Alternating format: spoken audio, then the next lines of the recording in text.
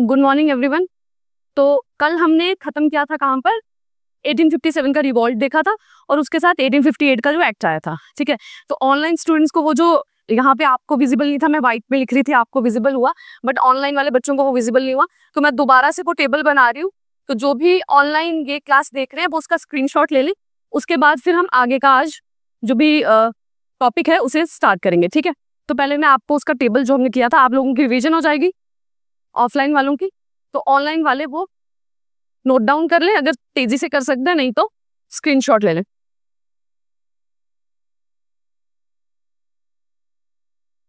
ठीक है, जिसमें हमने क्या किया था, ऑफिशियल्स थे, कहाँ कहाँ पे हुआ, ठीक है, प्लेसेस ऑफ रिवॉल्ट,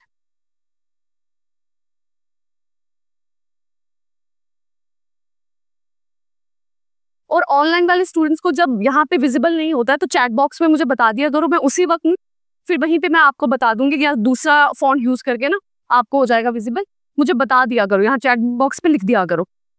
ठीक है, तो first was places of revolt. ठीक है, उसके साथ थे आपके लीडर और उसके साथ आपके जो ब्रिटिश गवर्नर या कमांडर।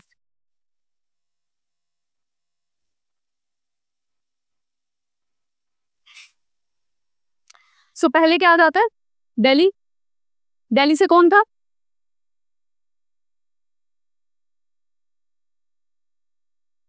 जनरल कौन था, वो मैं लिख रही हूँ कल वाला ना, नहीं वो तो अभी दिखाना नहीं, ये अभी जस्ट मैं कल वाला रिवाइज करा रही हूँ, वो लिखवा रही हूँ, वो तो मैं अभी दिखाऊंगी। दिल्ली से था आपका एक जनरल भक्त खान, जनरल, और इसी के साथ थे बहादुर शाह जफर, जिसे सभी ने कहा था कि हम उसे किंग कंसीडर करेंगे। ब्रिटिशर्स की तरफ से कौन है, जॉन निकोलस।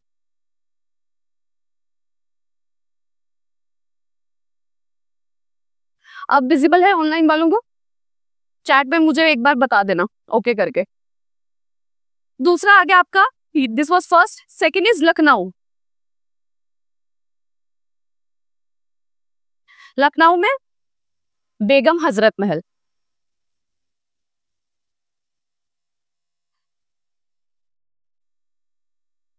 और अंग्रेजों की तरफ से महल है ये, अंग्रेजों की तरफ से हेनरी लॉरेंस।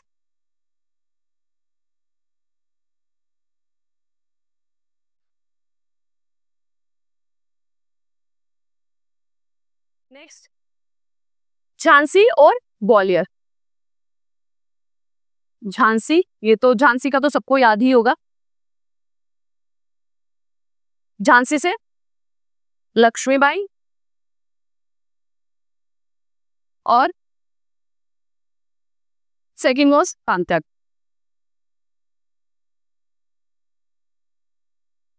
और यहां से जनरल हू ग्रोस है ना।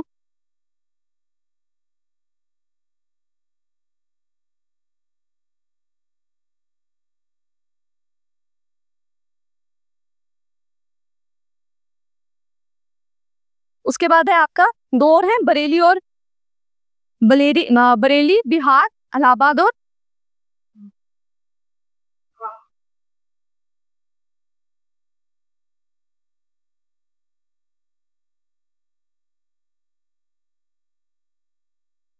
यहां पे लिखती हूँ मैं बरेली।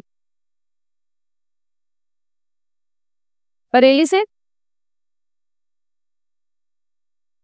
खान बहादुर खान, और अंग्रेजों की तरफ से कौन था, सर कॉलिन कैम्पबेल।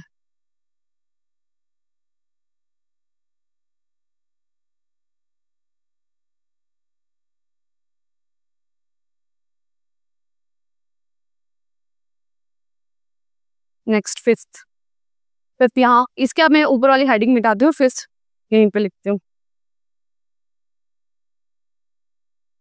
इसमें क्लियर वाला वही ऑप्शन नहीं है, इरेज वाला भी क्लीन करेंगे तो सारा क्लीन हो जाएगा।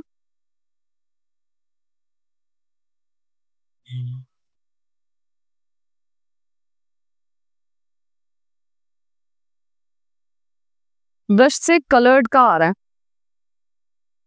ब्लैक ही हूं तो।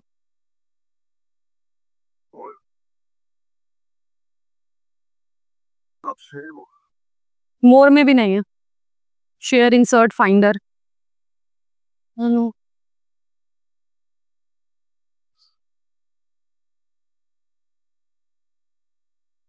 ऑनलाइन वाले बताओ, अगर नोट कर लिया है तो मैं आगे फिर करवाऊँ आपको।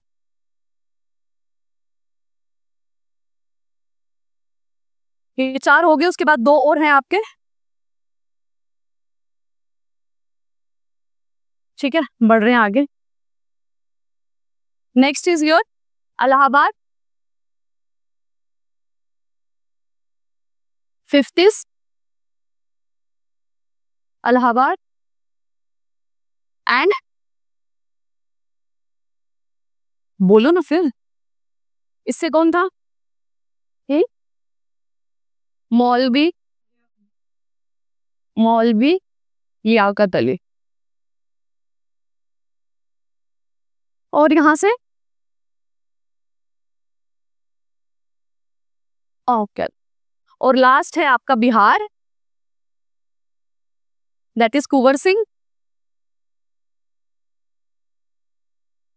और इनकी तरफ से कौन था, अंग्रेजों की तरफ से? William Taylor. ठीक है, तो दैट्स इट, यही थे जो इम्पोर्टेंट आपको। कानपुर लिखा ना मैंने, पहले नहीं लिखा? ओके, बताओ कानपुर से कौन था? हाँ, कानपुर रह गया ना, कानपुर नाना साहेब।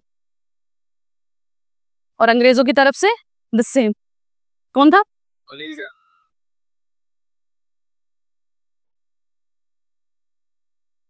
यस, बस हो गए सभी। आज हमने उसके बाद 1858 का रिवॉल्ट जब खत्म हो जाता है तो उसके बाद अगला मेजर इवेंट है क्या? वो तो किया हमने। उसके बाद ऑनलाइन वाले जल्दी जल्दी ये कर लो। ओके, ऑनलाइन वाले जल्दी से नोट कर लो। हो गया, आई थिंक यहाँ पे मुझे मैसेज आ गया कि हो गया। तो आगे आज हम करेंगे इसके बाद का जो मेजर इवेंट है, दैट इज 1885 में जो आपका बनती है कांग्रेस। ठीक है, इंडियन नेशनल कांग्रेस। और शुरुआत में जो भी उसके लीडर थे, दैट वाज, उनको मॉडरेट्स कहा जाता है, क्योंकि उन्होंने जो पॉलिसीज अपनाई अंग्रेजों को अपनी बातें मनवाने के लिए, वो कहीं ना कहीं थोड़ी सी उदारवादी टाइप की थी। ठीक है, कोई रेडिकल टाइप या वॉयलेंस उन्होंने यूज नहीं किया, तो उनको मॉडरेट्स कहा जाता है।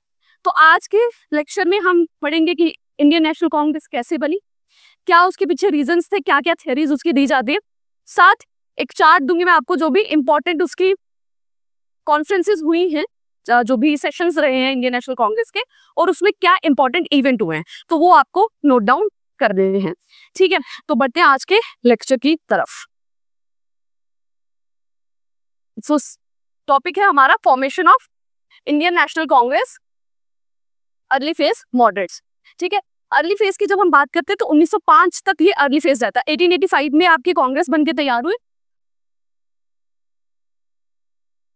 ठीक है, 1885 में, और अप टू 1905-6 तक जो है आपका मॉडरेट फेज माना जाता है। उसके बाद जो है रेडिकलाइजेशन, मतलब जो रेडिकल लीडर्स है, एक्सट्रीमिस्ट लीडर्स है, उनकी एंट्री हो जाती है। क्योंकि 1905 में क्या हुआ था, तो वो एक बहुत बड़ा झटका था सभी फ्रीडम फाइटर्स के लिए। सो होता क्या है कि अब 1858 के बाद भी 1857 का रिवॉल्ट इतना बड़ा हो गया, तो जो भी ब्रिटिशर्स के जनरल थे वो ये नोटिस कर रहे थे कि कहीं ना कहीं कुछ लोगों के बीच में डिसकंटेंट धीरे धीरे पनप रहा है। चाहे वो यंगस्टर्स हैं, चाहे वो एजुकेटेड इंटेलिजेंसिया हैं, जो भी पढ़े लिखे लोग हैं, जब वो बाहर की, क्योंकि बाहर रेवोल्यूशंस हो रहे हैं, अमेरिकन, फ्रेंच, उनके बारे में जब पढ़ते हैं तो कहीं ना कहीं ब्रिटिश सरकार के खिलाफ उनके अंदर डिसकंटेंट पैदा हो रहा है। तो आज नहीं तो कल वो दोबारा से मिलकर एक और बड़ी क्रांति दे सकते हैं, सिमिलर टू 1857। तो उससे बचने के लिए दे थॉट कि हमें क्या करना चाहिए, हम एक ऐसी ऑर्गेनाइजेशन बनाने में इनकी हेल्प करते हैं जिसमें ये लोग आएंगे, बैठेंगे, डिस्कशन करेंगे, हमें अपनी मांगे रखेंगे हमारे सामने, जो कुछ मांगे एक्सेप्टेबल होंगी वो हम मान जाएंगे, और बाकी जो हमारे अगेंस्ट है वो हम नहीं मानेंगे। बट इनको एक तरीका मिल जाएगा अपने अंदर जितना भी डिसकंटेंट है उसे निकालने के लिए। जैसे लेबर यूनियन बनाई जाती है ना, ठीक है, क्यों अलाउ किया जाता है कि भाई आप लोग मिल जाओ, इकट्ठे हो जाओ और जो भी आपकी बातें हैं और वो एक लीडर हमें बता दिया करेगा, उसमें से सभी बातें तो मानी नहीं जाती, बट एक उनको है कि हाँ हमारी बातें सुनी जाएंगी। यही माइंडसेट लेकर एओ ह्यूम ने ये जो है, बहुत ही स्ट्रेंज बात है कि इंडियन नेशनल कांग्रेस जो मेन एक एजेंट रही हमारी फ्रीडम स्ट्रगल में, उसकी शुरुआत किसने की? एक अंग्रेज ने की, एओ ह्यूम, जो कि एक सिविल सर्वेंट था। और इसकी थियोरी जो इसने ये बनाई इंडियन नेशनल कांग्रेस, उसको कहा जाता है कि सेफ्टी वॉल थियोरी के बेसिस पे इसने बनाई। जो भारतीय स्वतंत्रता सेनानी थे ना, उन्होंने कहा कि हमारे फायदे के लिए नहीं इसने बनाई है। एओ ह्यूम ने जो आईएनसी तैयार की है, this is not for the benefit of the general masses, this is for the safety valve. जैसे कुकर में प्रेशर बढ़ जाता है तो उसके अंदर सीटी होती है ना, उसे निकालो तो प्रेशर रिलीज हो जाता है और कुकर ठंडा हो जाता है। अगर वो खराब हो तो इट कैन ब्लास्ट।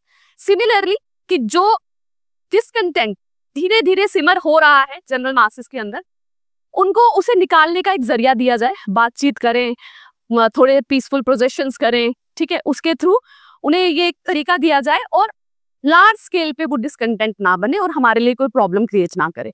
तो इसे कहा गया सेफ्टी वॉल थ्योरी। किसने कहा? वो आपको नोट डाउन करना है। दूसरी थ्योरी इसकी फॉर्मेशन के लिए जो दी जाती है, दैट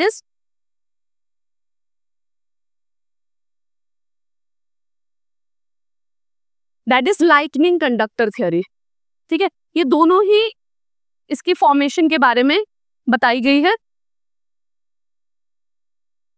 दोनों ही इंडियन हिस्टोरियंस ने कही है। लाइटनिंग कंडक्टर क्या होता है? आप लोगों ने साइंस में देखा होगा, लाइटनिंग कंडक्टर पढ़ा है कहीं? वो जो बिल्डिंग्स पे बिजली ना गिरे उसके लिए एक ऑब्जेक्ट सा लगाया जाता है, जो इस तरह से होता है, थोड़ा सा ना त्रिशूल की शेप में होता है, लेकिन इसकी जो हाइट होती है that is greater than the building. तो इसको क्यों किया जाता है कि ऊपर से जब भी आपके लाइटनिंग हो रही है आसमान में, तो वो इसके थ्रू पूरा जो है, क्योंकि अर्थिंग चाहिए होती है, वो सारा का सारा जो इलेक्ट्रिक चार्ज लाइटनिंग से आएगा वो अर्थ में चला जाए और बिल्डिंग जो है वो बिजली गिरने से बच जाए। तो दैट इज लाइटनिंग कंडक्टर, एक प्रोटेक्टिव अप्लायंस आप कह सकते हैं इसको। ठीक है, तो हिस्टोरियंस ने कहा कि ऑल्दो उन्होंने इंडियन नेशनल कांग्रेस की शुरुआत एओ ह्यूम ने अपने पर्सनल बेनिफिट के लिए की है, अंग्रेजी सरकार के लिए, बट जो भारतीय जो फ्रीडम फाइटर्स हैं वो इसे लाइटनिंग कंडक्टर की तरह यूज करते हैं इन फ्यूचर, कि हम उनके पास जो एक्सपर्टीज है ना, एओ ह्यूम या बाकी जो जिन्होंने उनको आइडिया है, क्योंकि ब्रिटिश में है ऑलरेडी, वो बहुत सारी वॉर्स में इन्वॉल्व है, ऑर्गेनाइजेशन कैसे चलती है, कैसे बनेगी, उनको इसका थोड़ा एक्सपीरियंस है, नॉलेज है, तो हम उनका इस्तेमाल करके अपने हित जो है वो साधेंगे। ठीक है, शुरुआत उन्होंने अपने माइंडसेट से की है, हम मान गए, हमने आईएनसी स्टार्ट कर दी, बट बिहाइंड अवर माइंड हमें ये पता है कि इसमें उनका पर्सनल बेनिफिट है, हम वो फुलफिल नहीं होने देंगे, हम सिर्फ उनका फायदा उठा रहे हैं, उनके एक्सपर्टीज का, उनके एक्सपीरियंस का, उनको जो नॉलेज है उसका। तो we are using INC as our lightning conductor. ठीक है, ये दो मेजर थ्योरीज जो है ये इसके आईएनसी के फॉर्मेशन में दी जाती है। ठीक है, सो आईएनसी में जो सबसे इंपॉर्टेंट पहले आपको याद रखना है कि इसका पहला सेशन हुआ कब, नोट डाउन कर लो।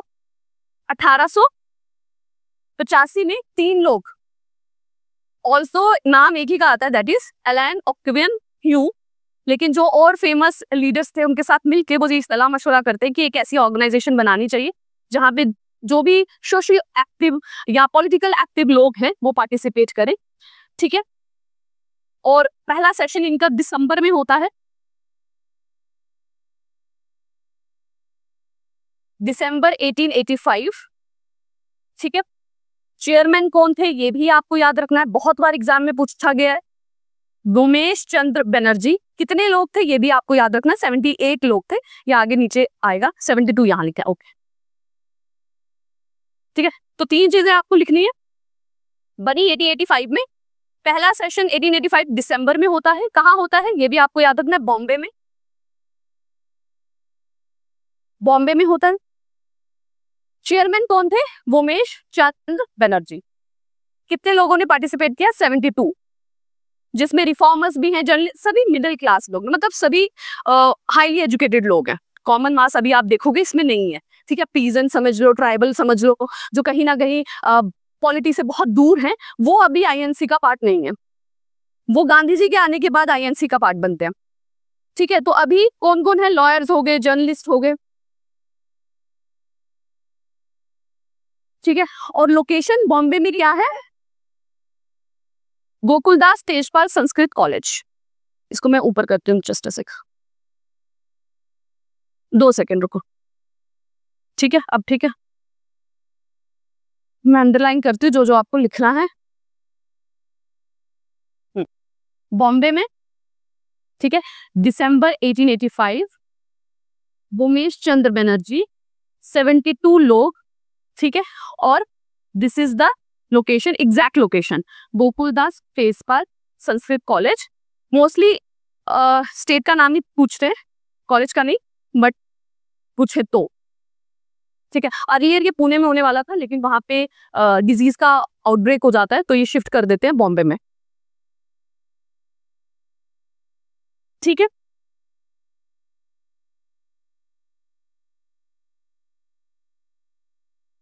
कर लिया नोट सभी ने? सिर्फ यही हाईलाइट पॉइंट ही आपको नोट करने, बाकी आपको समझना है।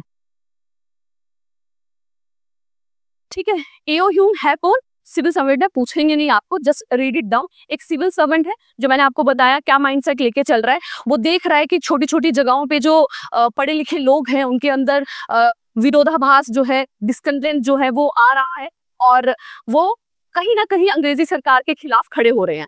तो इन फ्यूचर जाके वो बड़ी प्रॉब्लम क्रिएट ना करे, तो हमें ऐसा करना चाहिए कि जो भी पढ़े लिखे लोग हैं उनको मिला के एक ऑर्गेनाइजेशन क्रिएट कर देनी चाहिए। ठीक है, और उसने एक बड़ी ही इंपॉर्टेंट बात की थी उस टाइम पे, जो सुनने को नहीं मिलती थी, दैट एक को सिविल सर्वेंट था ब्रिटिश सरकार के अंदर, और वो कहता है कि I look upon myself as a native of India, मतलब मैं इंडिया को ही अपना घर समझता हूँ। तो अगर मैं ये जो आईएनसी तैयार कर रहा हूँ, ये जो सोच रख रहा हूँ, ये मैं आपके लिए और आपके हित के लिए ही कर रहा हूँ। ये स्टेटमेंट जो है ना, ये स्टेटमेंट ये दिखाती है कि जो अंग्रेज थे वो शुरू से ही बहुत ज्यादा शातिर, या आप समझ लो ना कि उनको मालूम है लोगों को कैसे अपनी तरफ करना है। ठीक है, एग्जैक्टली आपको अगर कोई बाहर से कोई पर्सन आता है जो एथनिकली आपकी तरह नहीं है, आप उसको क्यों फॉलो करोगे? जब वो आपको कहेगा नहीं मैं सिर्फ आप ही के बारे में सोच रहा हूँ, मेरा मैं मानता ही अपने आप को इसी इंडिया को ही अपना घर मानता हूँ, इंडिया के लोगों को ही वो मानता हूँ, मेरे में वो बिल्कुल सुपीरियोरिटी कॉम्प्लेक्स नहीं है जो व्हाइट मैन्स बर्डन वाला है। ठीक है, तो उसने ये बात कही। Okay, here the session. ठीक है, कुछ सेशन, और उनके साथ उन सेशंस में क्या हुआ ये है, आपको उसके चेयरमैन का नाम वो नोट डाउन करना है, और उन सेशन में क्या इंपॉर्टेंट चीज हुई है वो नोट डाउन करनी है। पहला आपका 1885, वो आप नोट कर चुके हैं। ठीक है, 1885 में बॉम्बे में WC बनर्जी, और फर्स्ट सेशन था इसीलिए इंपॉर्टेंट हो जाता है। ठीक है, उसके बाद सेकेंड इतना इंपॉर्टेंट नहीं है, ये तब आता है दादा भाई नौरोजी, क्योंकि आगे जाके पूर्ण स्वराज की भी बात करते हैं, तो वो पूछते हैं कि पहला सेशन उन्होंने ये वाला था या पहला था, तो आप ये याद रखेंगे कि उन्होंने ऑलरेडी एक अटेंड कर लिया है, इट इज नॉट इम्पॉर्टेंट। दूसरा आपका ये है सबसे ज्यादा इंपॉर्टेंट, पहले मैं ब्लैक से करूं, हाँ, पहले वो इंग्लिश प्रेसिडेंट बने किसके, आईएनसी के, जॉर्ज ह्यूले। इलाहाबाद में 1888 में इलाहाबाद में सेशन होता है, और पहले अंग्रेजी पर्सन जो है वो प्रेसिडेंट की तरह एक्ट करते हैं। दूसरा आपका 1896 का क्यों इंपॉर्टेंट है, क्योंकि इसमें नेशनल सॉन्ग जो है वो पहली बार जो है अडॉप्ट कह ले आप, या पहली बार उसे एक फ्रीडम स्ट्रगल का एक सिंबल की तरह जो है कंसीडर जो है वो किया गया है। 1905 का वैसे ही इंपॉर्टेंट हो जाता है, जब हम बंगाल पार्टीशन पढ़ेंगे वहां पे दोबारा से आएगा आपका सेशन और कौन प्रेसिडेंट था, तो ये तो वैसे ही आपका इंपॉर्टेंट है। और 1907 का बहुत ही ज्यादा, क्योंकि इस टाइम पे पहली बार आपका जो कांग्रेस है उसके बीच में फूट डल जाती है। अभी तक कांग्रेस में जो भी लीडर हैं, ठीक है, कुछ मॉडरेट हैं, कुछ एक्सट्रीमिस्ट हैं, कुछ कहते हैं धीरे से पीसफुल वे से हम अपनी बात मनवाएंगे, कुछ कहते हैं नहीं हमें थोड़ा सा रेडिकलाइज हो जाना चाहिए, बट अभी तक वो साथ में काम कर रहे थे। 1907 में जाके क्या हो जाता है, they get divided, party split हो जाती है 2 पार्ट्स में। ठीक है, तो ये चारों के चारों सेशन, इसमें कौन कौन प्रेसिडेंट था और क्या क्या हुआ है, ये आपके लिए इंपॉर्टेंट है। यहां तक आप नोट डाउन कर लो।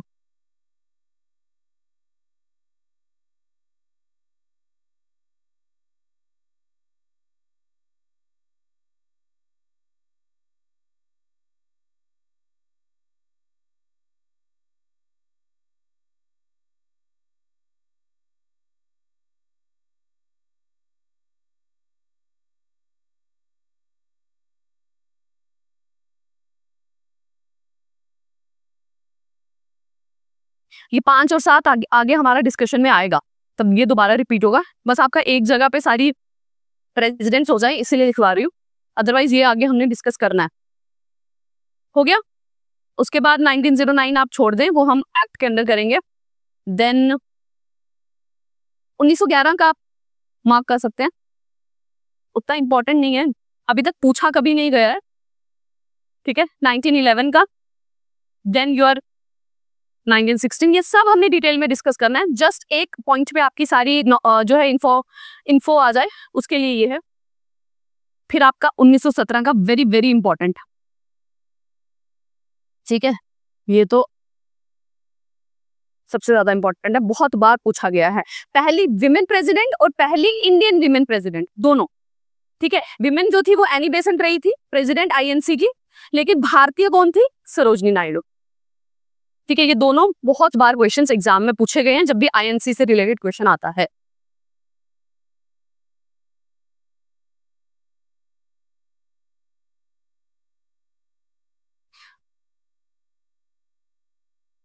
मोस्टली नाम पूछे जाते हैं, साल नहीं पूछे जाते, बट याद रखे जा सकते हैं तो रख लेना।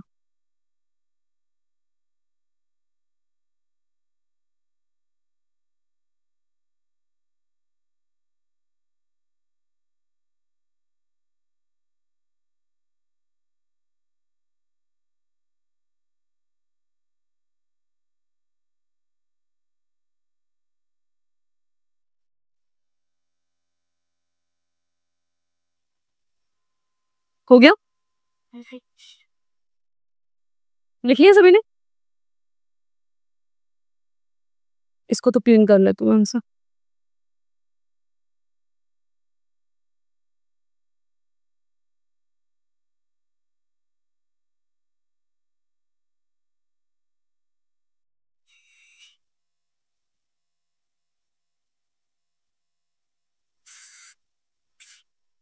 अभी कौन है इंडियन नेशनल कांग्रेस का प्रेसिडेंट? कौन है? और राहुल की क्या रेजिग्नेशन है? राहुल गांधी की।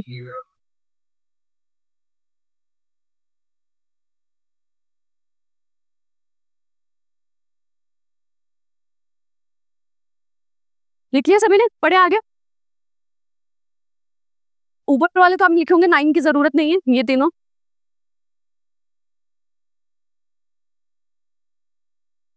ठीक है, अब आपकी वही थियरी जो मैं आपको एक्सप्लेन कर रही थी, ठीक है। इसमें जो आपको नोट डाउन करना है, these are the books, 2 books के नाम जो बहुत ज्यादा एग्जाम्स में पूछे जाते हैं, जिसमें इस सेफ्टी वॉल्व थियरी का जिक्र किया गया by the Indian freedom fighters, ठीक है। सेफ्टी वॉल्व थियरी किन किन लोगों ने कही कि भाई ये जो अंग्रेज बना रहे हैं ये अपने बेनिफिट के लिए बना रहे हैं, ठीक है, कि किसी तरह से हमें थोड़ा शांत किया जा सके। तो वो कौन थे? एक था बाल गंगाधर तिलक, बिपिन चंद्र पाल, और ये तीनों आपके कौन सा ग्रुप जो है फॉर्म करते हैं? एक्सट्रीमिस्ट, जिसमें हम लाल बाल पाल बोलते हैं, ठीक है। इस तरह से इन तीनों का नाम याद रखा जाता है। और अपनी 2 बुक्स में इन चीजों का मेंशन किया है लाला लाजपत राय ने, that is unhappy India and Punjabi. ये दोनों बुक्स के नाम लिखो और किनने लिखी है वो भी, ठीक है। तो इन एक्सट्रीमिस्ट ग्रुप के जो लीडर्स थे, जो आगे जाके एक्सट्रीमिस्ट ग्रुप फॉर्म करते, इन्होंने कहा कि इंडियन नेशनल कांग्रेस हमारे बेनिफिट के लिए काम नहीं करेगी, ये सिर्फ और सिर्फ अंग्रेजों का एक तरीका है हमें शांत करने का, कि आगे जाके और कोई वायलेंट रिवॉल्ट ना हो, ठीक है। तो उन्होंने काफी ज्यादा क्रिटिसाइज किया इसकी फॉर्मेशन को, ठीक है। तो अनहैप्पी इंडिया, तुझे है पानी? है पानी। अनहैप्पी इंडिया और पंजाबी। सो पहला आप लिखेंगे सेफ्टी बॉल थ्योरी किनके द्वारा बताई गई है? एक्सट्रीमिस्ट ग्रुप लाल बाल पाल, और 2 books that is unhappy India and Punjabi जो लाला लाजपत राय ने लिखी, जिसमें उन्होंने इन चीजों को एक्सप्लेन किया इन डिटेल,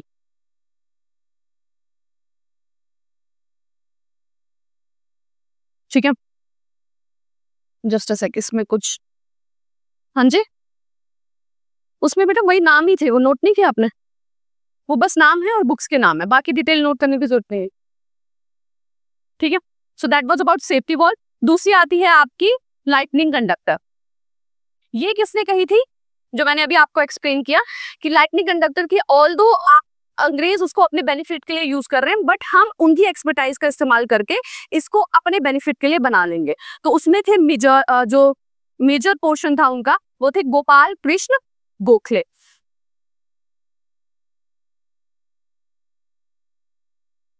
गोपाल कृष्ण गोखले,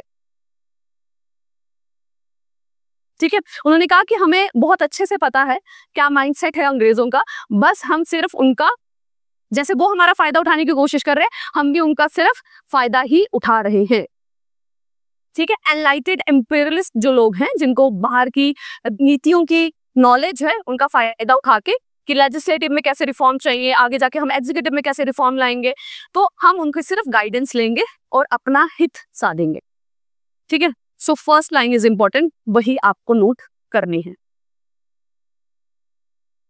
ठीक है। बाकी जो मैंने आपको बताया उसी को लिखा गया है, लिख लिया सभी ने, ठीक है। अब है 1885 से पहले, ये जो 1885 में एक ब्रॉड आपकी इंडियन नेशनल कांग्रेस बनती है, उससे पहले बहुत छोटे छोटे स्तर पे ना, लोकल लेवल पे छोटी छोटी एसोसिएशंस बनती हैं। जो भी पढ़े लिखे लोग थे वो छोटी छोटी एसोसिएशन कॉलेजेस में या ऑफिसेज में लोग मिलकर वो बना रहे थे। उसमें से कुछ एसोसिएशन बहुत इंपॉर्टेंट है, उनके नाम पूछे जाते हैं, उनको किससे बनाया ये भी पूछा जाता है, तो वो आपको लिखना है। ये सब 1885 से और कुछ उसके बाद एक दो बनी है। सबसे पहले आपका ईस्ट इंडिया एसोसिएशन है, ठीक है। जैसे ईस्ट इंडिया कंपनी थी, वैसे ईस्ट इंडिया एसोसिएशन जो 1866 में लंदन में बनी, ठीक है। ईस्ट इंडिया एसोसिएशन लंदन में बनी है। कौन बना रहे हैं इनको? दादा भाई नौरोजी, फिरोज शाह मेहता, ये चार लोग हैं, जिसमें से एक दो जो है सबसे इंपॉर्टेंट है, दादा भाई नौरोजी और फिरोज शाह मेहता, जिनका नाम बहुत कॉमनली आता है। बाकी बदरुद्दीन तैयबी और मनमोहन घोष भी इन्वॉल्व थे, बट दो लीडर्स का नाम मैक्सिमम बुक्स में आपको दो का मिलेगा, दादा भाई नौरोजी और फिरोज शाह मेहता, ठीक है। रीजन क्या है वो आपको लिखने की जरूरत नहीं है, दैट इज अंडरस्टूड। लोगों को अवेयर करना, जागरूक करना कि ब्रिटिशर्स आपको एक्सप्लॉइट कर रहे हैं। फिर 1875 में बनती है इंडियन लीग, जिसे बनाया था बंगाल में, ये बनी है, दैट इज शिशिर कुमार घोष, जो खुद एक जर्नलिस्ट थे, जिन्होंने एक पत्रिका जो बंगाली न्यूज़पेपर है उसको स्टार्ट किया था, जिसका नाम है अमृत बाजार पत्रिका। तो ये जो इंडियन लीग है ये बंगाल में आपकी बनती है बाय अ बंगाली पर्सन शिशिर कुमार गुप्ता, जो कि खुद एक न्यूज़पेपर के जर्नलिस्ट थे। रीजन इंपॉर्टेंट नहीं है, सेम ही है सबका, मेन यही है कि लोगों को स्टिमुलेट करना है, लोगों को अवेयर करना है। फिर आती है आपकी इंडियन एसोसिएशन 1876 में, और सबसे ज्यादा जो चेंजेस ला पाया या इंपॉर्टेंट परफॉर्मेंस कर पाया, दैट वाज इंडियन एसोसिएशन, ठीक है। आनंद मोहन बोस और सुरेंद्र नाथ बनर्जी।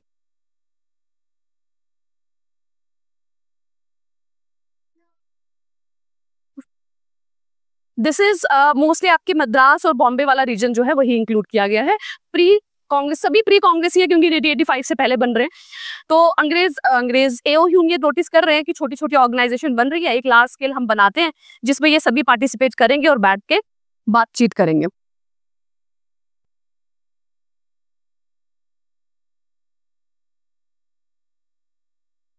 रीजन आपको लिखने की जरूरत नहीं है, बस ये दोनों चीजें, एसोसिएशन का नाम और कौन उसके फाउंडर थे, वो आपको लिखना है।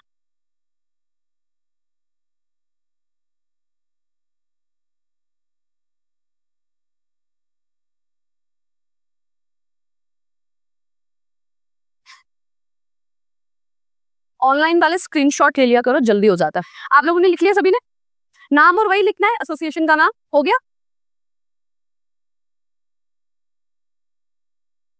उसके बाद दो तीन और हैं ये।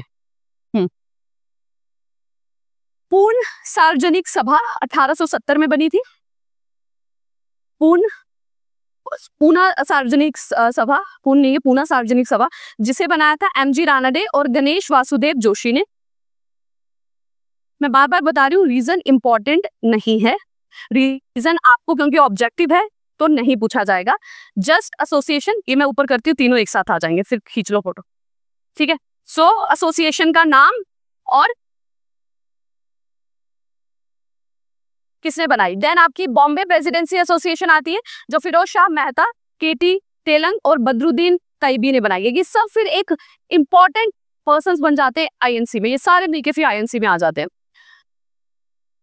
और 1884 में दैट इज मद्रास महाजन सभा। अब इंपॉर्टेंट ये क्यों हो जाती है, कभी कभी ना क्रोनोलॉजी भी आ जाती है, ठीक है, कि 3-4 दी है आपको, आईएनसी दिया है, इंडियन लीग दिया है, मद्रास महाजन सभा दिया है, और फिर आपको क्रोनोलॉजी पूछ लेते हैं कि इसको ऑर्डर में अरेंज करो, कैसे कैसे ये आए। मद्रास महाजन सभा के जो लीडर्स हैं वो इतने इंपॉर्टेंट नहीं है, पर नोट डाउन कर लो, वो एग्जाम में नहीं आते क्योंकि इतना ज्यादा गैप नहीं रहा है 1884-1885 में, इनकी कुछ उतनी ज्यादा इन्वॉल्वमेंट नहीं रही, पार्टिसिपेशन नहीं रही, परफॉर्मेंस नहीं रही, ठीक है। पूना, बॉम्बे एंड मद्रास। सबसे इंपॉर्टेंट आपकी इंडियन लीग जो सबसे ज्यादा पूछी जाती है, और दूसरी ईस्ट इंडिया जो लंदन में बनी थी, ईस्ट इंडिया एसोसिएशन, ठीक है।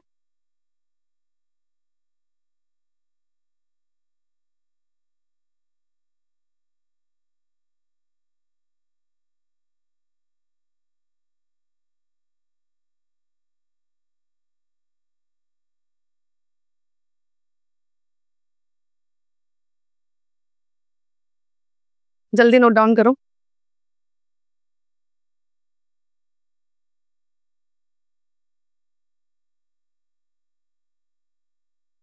लिखती है सभी ने।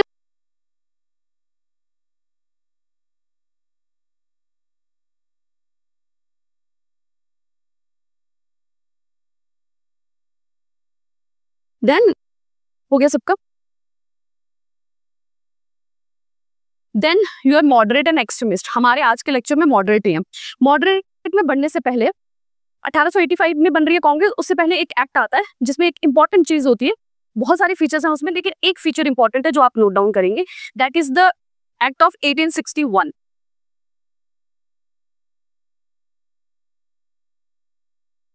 (1858) तक आपको क्लियर है, ठीक है। 1853 तक हमने देखा, वो थोड़े थोड़े चार्टर्स और बाकी रेगुलेशंस जो है ईस्ट इंडिया कंपनी पे कर रहे हैं। 1858 में एक ड्रास्टिक चेंज लाते हैं, सारी की सारी पावर जो है अब क्राउन के अंडर आ गई है, और गवर्नर जनरल को क्या बना दिया, वॉइसरॉय बना दिया। अब इसके बाद जो भी वो चेंजेस लाएंगे ना, दैट विल बी कि लेजिस्लेटिव काउंसिल को बढ़ा रहे हैं, एग्जीक्यूटिव काउंसिल को बढ़ा रहे हैं, भारतीयों को रिप्रेजेंटेशन दे रहे हैं, इलेक्शन ला रहे हैं, ये सब चीजें अब वो करेंगे क्योंकि क्राउन के अंडर तो अब आ गया। अब उन्होंने यही करना है कि भाई भारतीयों को भी थोड़ी सी इन्वॉल्वमेंट मिले, वो बजट पे क्वेश्चन कर सकते हैं कि नहीं कर सकते हैं, उनकी इलेक्शंस हो सकती हैं, बस यही छोटे मोटे चीजें अब आगे के एक्ट्स में की जाती हैं। 1861 वाला इसलिए इंपॉर्टेंट है क्योंकि यहाँ पे पहली बार, आपको याद है जब मैंने सेंट्रलाइजेशन बताया था, बॉम्बे और मद्रास को बंगाल के अंडर कर दिया था, कौन से एक्ट में था वो, सबऑर्डिनेट कर दिया था। अब इसमें पहली बार दोबारा से डिसेंट्रलाइज किया जाता है,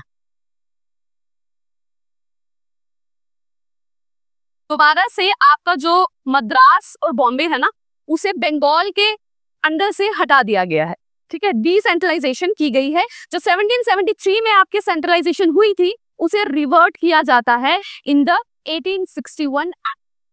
तो पहला क्वेश्चन आपको ये हो सकता है कि सेंट्रलाइजेशन पहली बार कब स्टार्ट हुई, तो 1773 में। तो डिसेंट्रलाइजेशन कब हुई, दैट वाज 1861 के एक्ट में, ठीक है। दूसरी इंपॉर्टेंट चीज जो इसमें की गई, आप लोगों को लेजिस्लेटिव और एग्जीक्यूटिव में डिफरेंस पता है, पता है ना, लेजिस्लेटिव, अभी तक लेजिस्लेटिव काउंसिल सेंटर में थी, ठीक है। मैंने प्रीवियस लेक्चर्स में आपको बताया था कि अब भारत में दो तरह की रीजन्स होंगे, एक होगा आपका प्रिंसली स्टेट जो कि अभी भी राजाओं के अंडर होगा। 1858 में उन्होंने कहा कि ये दोबारा से हमारे अगेंस्ट खड़े ना हो जाए, तो इसीलिए आपको भाई आपके राज्य हम देते हैं, आप थोड़ा पैसा हमें दे दिया करो और कोई मेजर डिसीजन आप नहीं लो। दूसरा, उनके अंडर जो स्टेट्स थी टोटली उनको कहा गया प्रोविंसेस, ब्रिटिश प्रोविंसेस। अब उन्होंने लेजिस्लेटिव काउंसिल प्रोविंसेस में भी स्टार्ट की, तो यहां से आपका शुरू हो जा रहा है, अभी जैसे हमारे देश में ना पार्लियामेंट्री सिस्टम, जो स्टेट्स में भी गवर्नमेंट है और सेंटर में भी गवर्नमेंट है, प्रोविंसेस में भी है और वहां पे भी, तो उसकी शुरुआत आपकी 1861 में होगी क्योंकि यहां से आपकी प्रोविंशियल लेजिस्लेचर या काउंसिल जो है वो शुरू हो गई, लेजिस्लेटिव काउंसिल। ठीक है,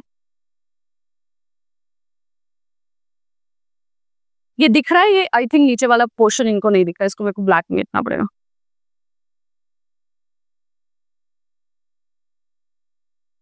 सो पहला मैंने आपको क्या बताया, डिसेंट्रलाइजेशन, जो कि रिवर्ट की गई 1773 की, और दूसरा प्रोविंशियल लेजिस्लेटिव काउंसिल।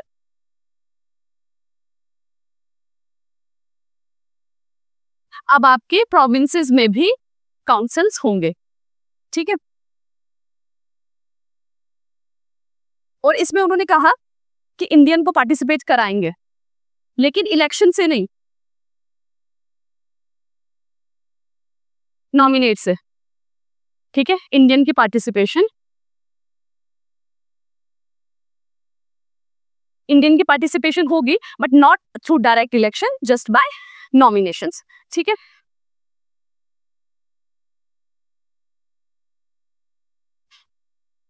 तो 1861 के एक्ट में आपकी ये दोनों चीजें इंपॉर्टेंट हैं।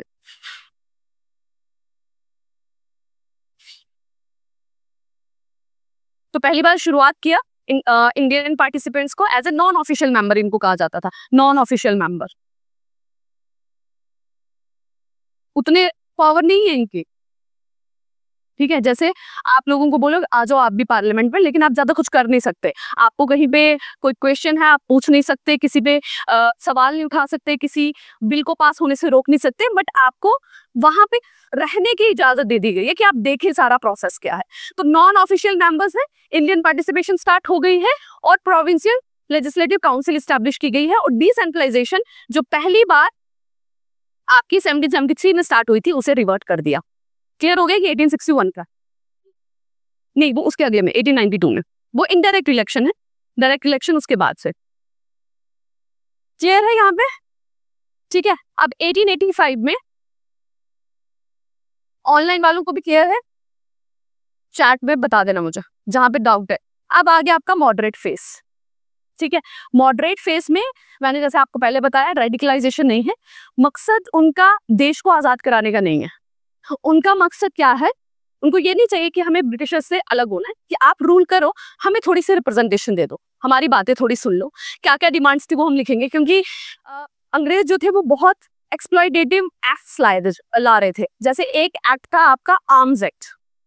आर्म्स एक्ट क्या कहता था कि अगर इंडियंस को गन रखनी है, आर्म्स रखने हैं, तो they need license, but British personnels को या ब्रिटिश सब्जेक्ट को अगर गन रखनी है तो उनके पास किसी भी तरह के आर्म्स उसके लाइसेंस की जरूरत नहीं है।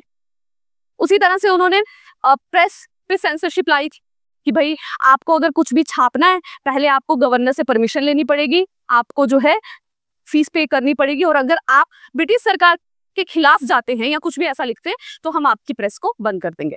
तो इस तरह के बहुत सारे एक्ट्स उनके आ रहे थे।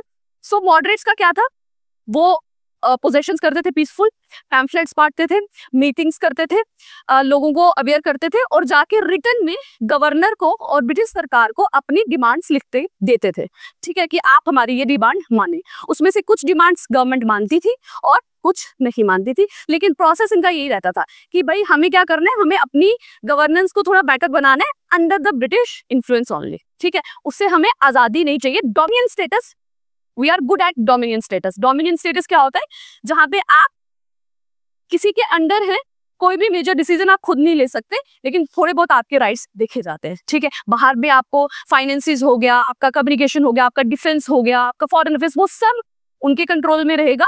छोटी मोटी जो इंटरनल अफेयर्स है उसमें आप कंट्रोल कर सकते हैं, ठीक है। तो ये हमने देख लिया,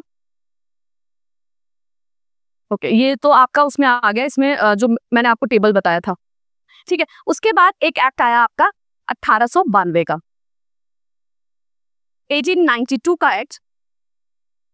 ये भी एक बहुत बड़ा रीजन बना था, जैसे 1905 का था ना वो डिवीजन ऑफ बंगाल एक्सट्रीमिस्ट के आने का, उसी तरह से 1892 में जो एक्ट आया उसमें भी सेटिस्फेक्शन नहीं हुई थी इंडियन नेशनल कांग्रेस के मेंबर्स को, तो एक्सट्रीमिस्ट ग्रुप की शुरुआत हुई थी, ठीक है। सो यहाँ पे एक इंपॉर्टेंट चीज जो है दैट इज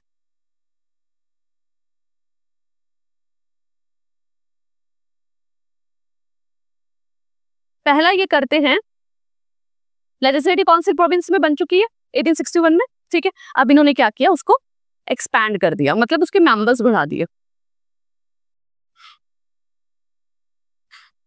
ठीक है। लेजिस्लेटिव काउंसिल की इन्होंने एक्सपेंशन कर दी है। अब थोड़े और मेंबर्स जो हैं, इंडियन जो हैं ज्यादा और नॉमिनेट होके आ जाते हैं, फिक्स नंबर नहीं है बट इंडियंस और ज्यादा होके आ सकते हैं। और पहली बार शुरुआत हुई इनडायरेक्ट इलेक्शन। क्या होती है हमारे देश में, होती है इनडायरेक्ट इलेक्शन अभी प्रेजेंटली कहीं?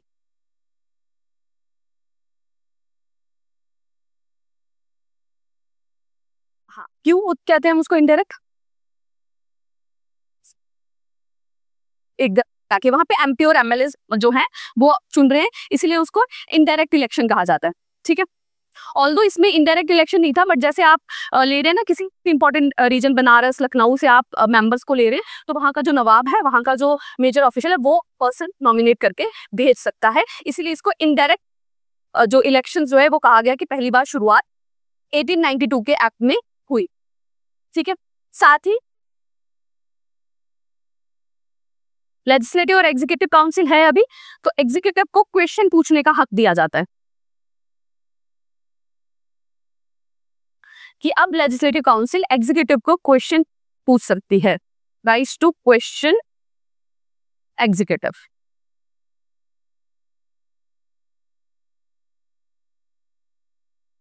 हमारे देश में तो जो एग्जीक्यूटिव है वो लेजिस्लेटिव का भी पार्ट होता है, तो राइट टू क्वेश्चन तो है ही है, पर पहले वहां पर नहीं था।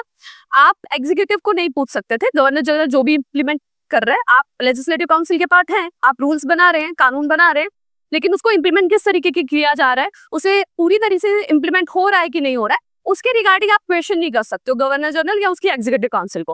अब आप कर सकते हो, लेकिन इसके लिए आपको 6 दिन का पहला एडवांस नोटिस देना पड़ेगा, ठीक है। 6 दिन का एडवांस नोटिस दो और आप फिर क्वेश्चन पूछ सकते हो, ठीक है। और साथ ही एक और चीज कि फाइनेंशियल मैटर्स पे भी आप क्वेश्चन कर सकते, रिव्यूज रख सकते, क्वेश्चन नहीं कह सकते। बजट डिस्कस नहीं हो रहा, बजट आगे डिस्कस होगा, बट यू कैन, ये हो गए,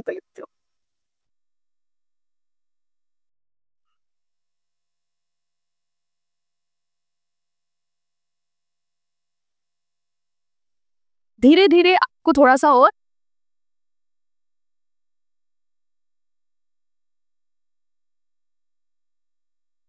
थोड़ी थोड़ी कंसेशन देके कि बस शांत रहें, किसी तरीके से ज्यादा वॉयलेंट ना हो, ठीक है भाई, बात कर लो, ठीक है, थोड़े सजेशन दे लो, मानना नहीं मानना तो हमारी मर्जी है, ठीक है, थोड़े से सजेशन आप दे सकते हो। अब इसके लिए वो सेटिस्फाइड नहीं हुए, रीजन क्या है कि आपने लेजिस्लेटिव काउंसिल तो बढ़ाई है, लेकिन कॉमन लोगों को तो दिया नहीं है रिप्रेजेंटेशन। अभी भी कौन चुन पा रहे हैं, वही जो मेजर ऑफिशियल हैं, जो अंग्रेजों की बात मानते होंगे, उन्हीं को वो राइट देंगे और वही नॉमिनेट करेंगे, तो एक्चुअल में तो रिप्रेजेंटेशन आ नहीं रही है, ठीक है। आप क्वेश्चन करने का दे रहे हैं, बट उस क्वेश्चन पे एक्शन होगा कि नहीं होगा उसकी कोई जिम्मेदारी नहीं है, ठीक है। फाइनेंशियल मैटर पे व्यूज आप डिस्कस करने को कह रहे हैं, पर बजट आप डिस्कस नहीं कर सकते। और इसमें सबसे ज्यादा ऑब्जेक्शन था मॉडरेट्स का, क्योंकि अंग्रेजी सरकार सबसे ज्यादा एक्सपेंडिचर कर ही रही थी मिलिट्री और आर्म्स और इन चीजों पे। जब गांधी जी की एंट्री होती है तब भी वो यही कहते हैं कि भाई इस पे एक्सपेंडिचर घटाओ और लोगों पे इन्वेस्टमेंट करो, वेलफेयर पे इन्वेस्टमेंट करो। और अंग्रेजी सरकार को लोगों के वेलफेयर से मतलब नहीं था, वो एक्सपेंडिचर कहाँ कर रही थी, मिलिट्री पे, क्योंकि बीच बीच में आपकी वर्ल्ड वॉर 1 भी होती है, फिर 2 भी होती है, ब्रिटिश सरकार तो उन सब में इन्वॉल्व है, उसे किससे फायदा होगा, उसे आर्म से, मिलिट्री से फायदा होगा। तो उनका ऑब्जेक्शन था कि अगर आप हमें ये राइट देंगे कि हम बजट डिस्कस कर सकते हैं, तो हम ऑब्जेक्शन भी करेंगे और पैसे बचेंगे जो कि हमारे ही देश के हैं और हम ही पर यूज नहीं हो रहे। क्लियर है, लिख लिया ये सब, ठीक है। ये वही आउटकम्स हैं। अब आप इनके नाम लिख लो, जो जो मॉडरेट्स हैं, moderates leader, important moderates leader जो आपके शुरुआत के सेशन में रहे। पहले हैं आपके WC बनर्जी, दादा भाई नौरोजी। ये जो भी नाम है ना, ये आप एक बार नोट डाउन कर लो, क्योंकि इनमें से अगर एग्जाम में क्वेश्चंस आता है किसी भी पर्सन का नाम, तो आप आइडेंटिफाई कर पाओ कि ये मॉडरेट ग्रुप से बिलोंग करते हैं। एक्सट्रीमिस्ट में तो पाल पाल पाल वो ही आता है मीन्स, मेजॉरली वही पूछा जाता है। और ये लिबरल व्यू पॉइंट रखते हैं, इसीलिए इनको मॉडरेट कहा जाता है। लिबरल का क्या मतलब होता है? उदारवाद है, कि जब आप ना ज्यादा स्ट्रिक्ट नहीं होते हो, कोई आपको एक्सप्लॉइट भी कर रहा है फिर भी आप कहते हो, अगर वो कहता है कि ठीक है इस बार गलती से हो गया, नेक्स्ट टाइम हम ध्यान रखेंगे, तो आप कहते हो कोई बात नहीं, इनको चांस दे दो। रेडिकल कौन होते हैं? कि आपने अभी एक्सप्लॉइट किया, आपको इसकी पे करना पड़ेगा, यू हैव टू पे फॉर दिस। और रेडिकल हमारी हिस्ट्री में कौन रहा है सबसे बड़ा? नहीं, इधर ही वर्ल्ड की हिस्ट्री का पूछ रही। हिटलर, उसने एक बहुत बड़ी चीज जो उसने करी थी वो होलोकास्ट, आपने सुना होगा, जहाँ पे ज्यूइश को उसने चुन चुन के मारा था, उनको उसने गैस चैम्बर में बंद कर दिया था, और उसके बाद फिर इजराइल बनता, और आज तक हम उसका जो है पूरा भुगतान कर रहे हैं। जो आप देख रहे हो, इजराइल पैलेस्टीन की लड़ाई होती रहती है, इजराइल ईरान पर अटैक करता रहता है, तो वो जो ज्यूइश के साथ हुआ है, कहीं पे भी हिस्ट्री में कभी भी किसी भी पर्टिकुलर एथनिक ग्रुप के साथ अगर जाती होगी ना, तो आगे आने वाली जनरेशन उसका पे बैक करती रहती है। अभी रिसेंटली कहाँ लड़ाई चल रही है? Indonesia, Thailand. क्यों चल रही है? नहीं, पर ट्रिगर पॉइंट क्या बना उसका? वो तो है ट्रिगर पॉइंट, जब एक दूसरे पे, ये तो उनके बीच में है कंफ्लिक्ट इस टॉपिक को लेकर, वो तो बहुत पहले से ही है। अभी ट्रिगर पॉइंट होता है ना, जैसे हमारा इंडिया पाकिस्तान का ट्रिगर पॉइंट क्या रहा? पहलगाम का अटैक, वो ट्रिगर पॉइंट था। ऐसे तो मारा नहीं, वो उसका पैर रख गया उस पे, माइंस पे। कंबोडिया कहता है कि वो हमारी साइड आ गया था इसीलिए माइंस पे रखा, और थाईलैंड कहता है इन्होंने माइंस ही हमारी जगह पे बिछाई हैं। और भारतीय कह रहे हैं कि एक फौजी की टांग कटी और आप लड़ाई कर रहे हैं, यहाँ पे तो हजारों मर जाते हैं, कुछ होता ही नहीं है। तो 2025 जो है, it will be remember as the year of battles. कोई और रह गया हो तो वो भी लड़ ले इसी टाइम पे, नॉर्थ कोरिया का दिमाग ना सटक जाए तो बोले मैं क्यों अकेला बैठा हूँ, मैं भी दिखाऊं कि मैं भी एग्जिस्ट करता हूँ। एग्जैक्टली, अब सिचुएशंस ही। और आप देखोगे कोई भी दो कंट्रीज में जो लड़ाई होती है ना, लड़ाई होगी या लड़ाई शांत होगी, वो उनके लीडर्स पे बहुत डिपेंड करती है। इसलिए कहा जाता है कि जो वोट की पावर है ना, वो बहुत स्ट्रांग पावर है, उससे आप अपना फ्यूचर डिसाइड कर सकते हो, आप कैसे नेता को चुनते हो। ट्रंप देख रहे हो आप, यूएसए सुपर पावर है, पूरे वर्ल्ड को वो मॉनिटर करता है, गाइड करता है, और आज की डेट में को कहीं पे भी पीस नहीं, वो हर जगह पीछे लगा हुआ है कि हाँ और वॉर हो जाए और मेरे को नोबेल पीस प्राइज मिल जाए। एग्जैक्टली, शांत उसके होते ही नहीं, शांत उससे होता ही नहीं है। और हिस्ट्री में यूएस का यही रहा है, स्टांस ही यही रहा है उसका, वो हमेशा यही करता है। वो उसने मिलिटेंसी, अगर आप कहते हो ना, अगर आप हिस्ट्री देखोगे ना, तो यूएस आज की डेट में जो भी अलकायदा और आपको देखने को मिलते हैं, उसमें यूएस का सबसे बड़ा सपोर्ट है। आप सोचो पैसा कहाँ से आता है, वो करते हैं। वो जहाँ पे यूएस है, यहाँ पे रशिया होता है कि हाँ रशिया एक चीज को सपोर्ट कर रहा है, हम दूसरी को करेंगे, फिर वो चाहे मिलिटेंटी क्यों ना हो। अफगानिस्तान में यही किया था यूएस ने, और यूएस अभी भी यही करता है, सफर भी करता है। कैपिटलिस्ट है, उसका माइंडसेट कैपिटलिस्ट है, उसे सिर्फ बेनिफिट लेना है, दैट्स इट। ये लिख लिया आपने नाम सभी के? अच्छा, आप डिमांड्स क्या थी? ये डिमांड्स इंपॉर्टेंट है, ठीक है। डिमांड्स क्या क्या थी? पहली कि वो कह रहे थे कि साइमल्टेनियस एग्जामिनेशन जो है आईसीएस का, वो भारत में भी कराया जाए और इंग्लैंड में भी कराया जाए, और फिर आगे जाके ये बात मान ली जाती है। जैसे मैंने कहा था, उन्होंने कहा था कि छोटी छोटी चीजें मान के हम इनको थोड़ा सा लाइट डाउन कर लिया करेंगे। तो शुरुआत कब हुई थी आईसीएस की? इंडियन सिविल सर्विसेज की शुरुआत कब हुई थी? ऑनलाइन वाले भी जवाब दे सकते हैं, कोई प्रॉब्लम नहीं है। 53 में बात हुई थी, 50 से पहले 1833 में बात हुई कि 1853 में स्टार्ट हो गया। और दोनों जगह पे, क्योंकि अभी कहाँ हो रहा है? इंग्लैंड में हो रहा है, और इंग्लैंड में बहुत कम लोग जा सकते हैं, उतने फाइनेंसेस नहीं है किसी के पास। ये मॉडरेट्स की डिमांड थी कि इंडियन सिविल सर्विसेज का जो एग्जाम है वो भारत और इंग्लैंड दोनों जगह कराया जाए, ठीक है। इंडियन काउंसिल, मतलब इसकी जगह ये क्या थी, एक सेक्रेटरी ऑफ स्टेट बनाया था ना, कौन से एक्ट में बनाया था सेक्रेटरी ऑफ स्टेट? 1858। उसकी एक एग्जीक्यूटिव काउंसिल बनाई गई थी जो उसको एडवाइस करती थी। उसी के साथ एक इंडियन काउंसिल बनाई गई थी एडवाइजरी के लिए, जो रहती लंदन में थी, एडवाइस सेक्रेटरी ऑफ स्टेट को करती थी। तो इनका मानना था कि इसे हटाओ, वहां रह के वो कैसे जानेंगे हमें क्या चाहिए, हमारी क्या प्रॉब्लम है। तीसरा, separation of judiciary and executive. Judiciary बन चुकी है 1773 में सुप्रीम कोर्ट, लेकिन जो जज है अभी भी गवर्नर जनरल के सबऑर्डिनेट है। आज की डेट में क्या है? जुडिशरी पावरफुल है? अभी हो रहा है ना, अभी जुडिशरी में भी कुछ हो रहा है, न्यूज में था, किसी की इम्पीचमेंट चल रही है, चल नहीं रही है बट कह रहे हैं मॉनसून सत्र में शुरुआत होगा। कौन सा जस्टिस है, उसके घर से क्या मिला था?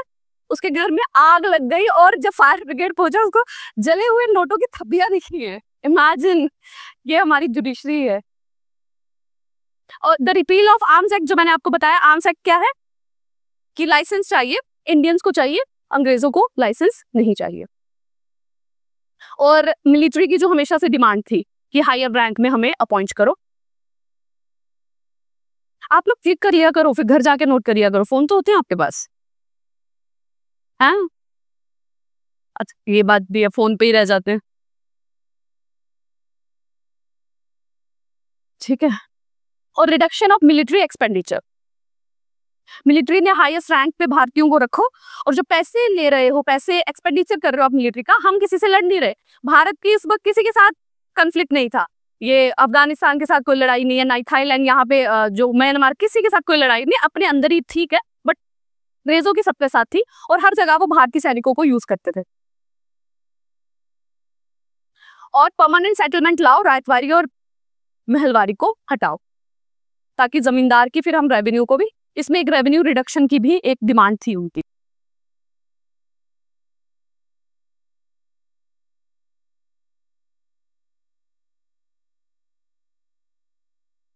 करंट अफेयर्स आपका जीएस के अंदर ही है ना, या अलग से पोर्शन है उसका?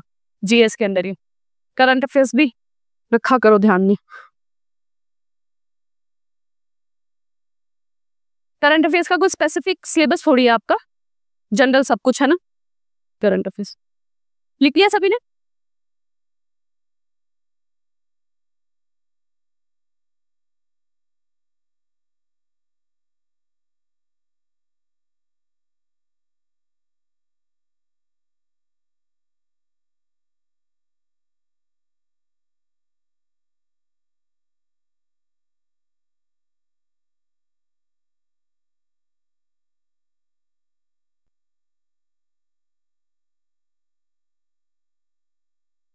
अरे मेजर मेजर पॉइंट लिखो, पूरी स्टेटमेंट लिखने की क्या जरूरत है, मेजर मेजर पॉइंट लिखो।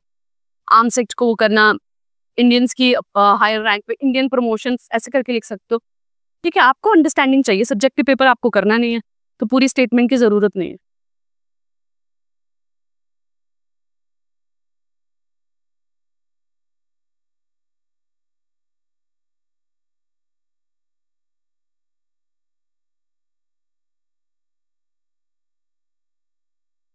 हो गया?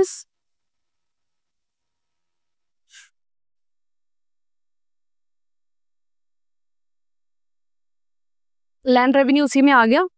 सॉल्ट टैक्स, ये भी एक चीज लिख सकते हो आप, सॉल्ट टैक्स, सॉल्ट टैक्स को रिमूव करने की भी। इसको क्यों? क्योंकि सॉल्ट एक ऐसी चीज है जो हर इंसान, कॉमन से कॉमन पर्सन भी यूज कर रहा है, तो सॉल्ट में टैक्स लगाना मतलब हर एक इंसान को एक्सप्लॉइट करना। इसी का फिर इस्तेमाल गांधी जी करते हैं ताकि सारे मासेज इनके साथ जुड़ जाए। अबॉलिशन ऑफ सॉल्ट टैक्स, सिर्फ इतना ही लिखना है, अबॉलिशन ऑफ। अचीवमेंट्स लिखने की जरूरत नहीं है, एग्जाम में नहीं आएगा, सिर्फ अंडरस्टैंड करना है कि क्या कर पाए थे वो। तो ऐसा हुआ था कि पहली बार पूरे लार्ज स्केल में, जैसे हम पहली एसोसिएशंस की बात करते हैं ना, जैसे इंडियन लीग हो गई, या मद्रास की सभा होगी, या पूना सार्वजनिक सभा होगी, तो वो कुछ कुछ रीजन तक सर्कमस्क्राइब थी कि पूना में है, बॉम्बे में है, मद्रास में है, बंगाल में। आईएनसी पहली बार एक ऐसी बनी जिसने पूरे देश के लीडर्स को रिप्रेजेंटेट किया, ठीक है, और सबके बीच में एक कम्युनिकेशन स्टैब्लिश किया। ठीक है, लोग सारे इसी के अंडर आ रहे हैं, अलग अलग स्टेट से, अलग अलग प्रोविंसेस से आ रहे हैं, एक ही, आप एक तरह से बोलो, एक ही बैनर के नीचे हैं, कम्युनिकेशन स्टैब्लिश हुआ है, डिस्कशन कर रहे हैं, और लोगों में फिर अवेयरनेस, क्योंकि बहुत सारे लीडर्स ऐसे थे जो वर्नाकुलर लैंग्वेज में भी पेपर छापते थे। अब उन्होंने उस भाषा में जो भी एक्सप्लॉइटेशन गवर्नमेंट कर रही है, ब्रिटिश सरकार कर रही है, वो छापना शुरू किया, और जो लोग पढ़ते थे उनके अंदर अवेयरनेस आई। ठीक है, तो social awareness for civil rights, उन्होंने लिखना शुरू किया, ठीक है, कि हाँ ऐसा हो रहा है, बाहर ऐसे राइट्स है, फ्रीडम ऑफ स्पीच है, प्रेस की आजादी है, सबको यहाँ पे नहीं मिल रही है, और लोगों को फिर अवेयरनेस शुरू हुई। इकोनॉमिक क्रिटिक, ये पहली बार ड्रेन ऑफ वेल्थ जो है दादा भाई नौरोजी को कहा जाता है कि उन्होंने पहली बार लोगों को ये बताया कि अंग्रेजी सरकार अपने ऑफिशियल्स को पे करने के लिए भारत का पैसा यूज कर रही है। तो एक्चुअल में जैसे ब्रेन ड्रेन होता है, वैसे ड्रेन ऑफ वेल्थ हो रहा है। भारत का पैसा फॉरेन जा रहा है। तो लोगों को पहली बार ये पता चला कि नहीं, तुम्हारी सरकार के पास, तुम्हारे देश के पास इतनी संपत्ति है, फिर भी हम गरीब हैं। क्यों? क्योंकि हमारा पैसा बाहर लेके जाया जा रहा है। ठीक है। डिमांड फॉर स्वराज, ये आगे जाके जब 1905 का जब डिवाइड होगा, उसके बाद पहली बार जो है डिमांड ऑफ स्वराज रखी जाती है, दैट इज बाय द दादा भाई नौरोजी ओनली। उसके बाद ICS examination in India finally start हो जाता है। और इसकी एज में भी फिर डिफरेंस आता है। पहले वो एज 19 कर दी गई थी, फिर धीरे धीरे वो बढ़ाते हैं on the demand of moderates on. So that was some of the achievements उनके। यहाँ पे आपको जो नोट करना है ना, बुक का नाम है, बुक का नाम नोट करना है, वेरी इंपॉर्टेंट, बहुत बार रहेगा। इस बुक में मेंशन किया गया है drain of wealth, poverty and un British rule in India. लिखी किसने है? दादा भाई नौरोजी। ठीक है। उसके साथ एक और बुक है RC दत्त की, that is economic history in India. इन दोनों लोगों का एक बहुत मेजर रोल रहा है लोगों को अवेयर करने में कि किस तरह से भारत का पैसा अंग्रेजी सरकार अपनी ग्रोथ के लिए यूज कर रही है और यहाँ पे बिल्कुल भी ग्रोथ नहीं ला रही। ठीक है। एक सेल्फ सफिशिएंट इकोनॉमी है भारत की, भारत की अब दोबारा से डेवलप हो रही है। और जब अंग्रेज आए तो उसके बाद हर चीज हमें बाहर से लेनी पड़ रही थी। ठीक है। कोई प्रोडक्ट हमारा यहाँ बन के तैयार नहीं हो रहा था। पहले हमारा बाहर के साथ कोई कनेक्ट नहीं था, फिर भी अपने आप सब प्रॉपर ग्रो हो रहा था। विलेजेस भी अपने आप ग्रो थे, बार्टर इकोनॉमी थी, सबके एक दूसरे की नीड्स जो है ना सारे आपस में फुलफिल हो पा रही थी, चाहे क्रॉप्स की हो, चाहे ट्रेड्स की हो, चाहे हैंडीक्राफ्ट्स की हो, हर चीज में। बट जैसे ही अंग्रेज आए, उन्होंने हमारी इकोनॉमी को बहुत ही एक तरह लिमिटेड फेज पे लाके रख दिया as a supplier of raw material बस। और एक मार्केट जो अंग्रेजी जो ब्रिटिश गुड्स की बन के रह गई मार्केट, भारतीय इकोनॉमी। और इस चीज को जब तक बताया नहीं गया तब तक लोगों को आइडिया नहीं लगा। जैसे आज भी अगर आपके देश में कोई एक्सप्लॉयटेशन हो रही है तो how will you come to know? आप लोग न्यूज़पेपर पढ़ेंगे, उसमें जो एडिटोरियल आते हैं उसे रीड करेंगे तो हाँ, अच्छा यहाँ पे ये हो रहा है। एक पर्सन यहाँ बैठ के पूरे इंडिया के बारे में कैसे जानेगा? ठीक है। न्यूज़पेपर्स में, और न्यूज़पेपर या न्यूज चैनल से, न्यूज चैनल वो वाले नहीं जो हल्ला करते रहते हैं अननेसेसरली, वो वाले नहीं, जो क्रिटिकल होते हैं, जो सही बात आपके सामने रखते हैं विद द फैक्ट्स। और अभी तक आपको ये भी आइडिया लग जाता है कि रियलिटी और फैक्ट्स क्या चीज होती है और मनगढ़ंत चीजें क्या होती है। ये इंसान का माइंड डिस्क्रिमिनेट कर पाता है। तो जब आपको ऐसी चीजें पता चलती है, फिर आपको होता है हाँ, नेक्स्ट टाइम जब हम वोट करेंगे we will not vote this party, और हम इन्हें सपोर्ट नहीं करेंगे या उसे नहीं करेंगे। ठीक है। अवेयरनेस से ही ये चीजें आती है और इन दोनों बुक्स ने बहुत इंपॉर्टेंट रोल प्ले किया। दोनों लिखी। हाँ जी, कोई कुछ बोला? ओके। ये 3 नाम इकोनॉमिक ड्रेन थ्योरी के, 2 और नाम हैं, रमेश चंद्र दत्त और Mahadev Govind Ranade along with the दादा भाई नौरोजी। ठीक है। इनका भी सपोर्ट रहा है इकोनॉमिक ड्रेन थ्योरी को। इन दोनों के नाम अगर आपने लिखने, यू कैन राइट, इंपॉर्टेंट नहीं है, लिखने हैं, करूं नीचे? ठीक है। थ्योरी मैं आपको डिस्कस कर चुकी हूँ। Okay. Now the early actions, what the major तरीके वो जो यूज किया करते थे। लिखने की जरूरत नहीं है, लिखने की जरूरत नहीं। ठीक है। वही है प्रोपोगेंडा, पोजीशन, कैंपेनिंग यहाँ पे करना। लंदन में जो ईस्ट इंडिया सबसे पहले एसोसिएशन स्टार्ट हुई लंदन में, नेम ईस्ट, बोलो ना भाई, अभी तो लिखा ईस्ट लंदन एसोसिएशन। ठीक है। तो वहां पे उसके थ्रू वहां पे जो लोग हैं, क्योंकि भारतीय डायस्पोरा हर जगह पे है, तो वहां पे लोगों को अवेयर करना, वहां की जनरल पॉपुलेशन को अवेयर करना कि भारतीयों के साथ एक्सप्लॉयटेशन हो रही है। क्योंकि मासेस जो होते हैं ना वो हर जगह सेम ही होते हैं। अगर सीरिया में लोग मर रहे हैं ना तो आपको यहाँ पे फील होगा, ऐसा नहीं होगा कि वो सीरिया के लोग हैं। अगर मासूम लोग मर रहे हैं, ठीक है, अगर वो कंबोडिया में मर रहे हैं तो आपको फील होगा। ठीक है। अगर ईरान में भी मर रहे हैं, जिन लोगों की कोई इन्वॉल्वमेंट नहीं है, जो अपनी नॉर्मल जिंदगी जी रहे हैं, उनका हर जगह पे होता है। तो कॉमन मासेस जो होते हैं ना वो हर एक के लिए सिंपैथी रखते हैं। जब लोगों को ये पता चलता है, जब स्लेवरी की बात आई थी तो पूरे वर्ल्ड में एक ही जैसा रिएक्शन था स्लेवरी को लेके। ऐसा नहीं था कि भारतीय बोल रहे थे स्लेवरी हटाओ तो ब्रिटिशर्स बोल रहे थे नहीं हटाओ, नहीं, सबको पता था कि स्लेवरी जो है वो जो है इनह्यूमन एक्ट है, उसे हटना चाहिए। तो सिमिलरली इसी चीज का फायदा उठा के उन्होंने लंदन में अवेयरनेस कर रहे हैं कि वहाँ की जो लोग हैं, क्योंकि वो फाइनेंशियली बैक ऑफ है, तो उनको हम अवेयर करते हैं, वो फिर उनकी सरकार पर दबाव बनाएंगे और वहां से फिर पार्लियामेंट रूल्स बनाएगी और यहाँ पे हमारी मॉडिफिकेशंस होंगी। बट ऐसा कुछ हुआ नहीं। कोशिश की, बट क्या होता है ना कि ब्रिटेन में ना दो तरह की सरकारें आती रहती थी। कभी लिबरल वाली आती थी जो थोड़ी उदारवादी थी कि हाँ हमें भारतीयों को भी डेवलप करना है, और कभी कभी आ जाती थी जो कहती थी नहीं, इनको तो जीने का हक ही नहीं है। ये एथनिक ग्रुप ऐसा है, मतलब व्हाइट मेंस बर्डन वाला, कि भाई जो गोरी चमड़ी वाले नहीं है वो सारे के सारे बेकार हैं, उनको ग्रो करने की जरूरत नहीं है। ये रेजोल्यूशन और ये वीकनेस वही है। कुछ नहीं देखा आपको। अच्छा, इसमें क्या चीजें हैं, इसको छोड़ दो, बताती हूँ। इसमें क्या चीजें लिखी हुई हैं कि फाइनली 18 ये जो आपका 1905 है, उसके बाद एक्सट्रीमिस्ट ग्रुप आ क्यों जाता है। ठीक है, तो क्यों आएगा, क्योंकि पोजेशंस जो भी हो रही है, मीटिंग्स जो भी हो रही है, उसका आउटकम नहीं निकल पा रहा है। 1892 का एक्ट फाइनली आता है जो लोगों को सेटिस्फाइड नहीं कर पाता। उनको रिप्रेजेंटेशन नहीं मिली, डायरेक्ट इलेक्शंस नहीं हुए, इनडायरेक्ट इलेक्शंस की बात हुई, बजट्स पे क्वेश्चन करने का हक जो है वो उनको नहीं मिला। ठीक है, सो साथ ही 1905 में जब पार्टीशन ऑफ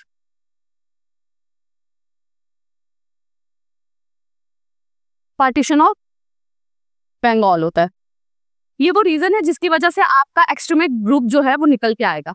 दूसरा आपका 1892 का जो एक्ट आया उससे डिससेटिस्फेक्शन हुई।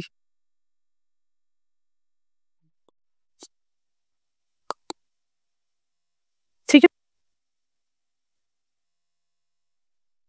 ठीक है, उसके साथ